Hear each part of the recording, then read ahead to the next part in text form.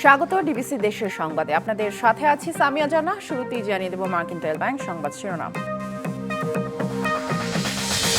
বগুড়া, চাঁদপুর ও নোয়াখালীতে বাড়ছে করোনা উপসর্গের রোগী। কিট সংকটে ৩ জেলায় বন্ধ পরীক্ষা। যশোরে একজনের মৃত্যু।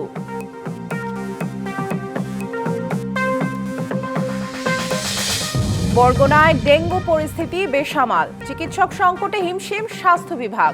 হাসপাতালে পর্যাপ্ত বেড না থাকায় মেঝেতেই ঠাঁই অনেকের।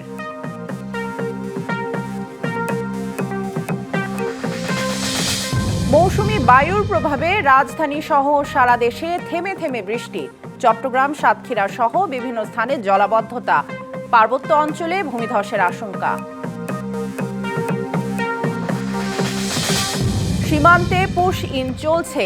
এবার চাঁপাইনবাবগঞ্জের মাসুদপুরে ২০ জনকে ঠেলে দিল ভারতীয় সীমান্তরক্ষী বাহিনী।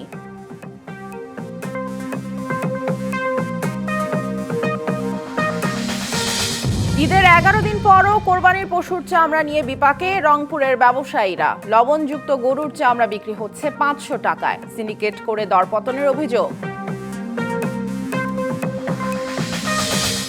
এবং ২ যুগ পর চালু হতে যাচ্ছে বগুড়া বিমানবন্দর। রানওয়ে ১৫০০ ফুট সম্প্রসারণের পরিকল্পনা।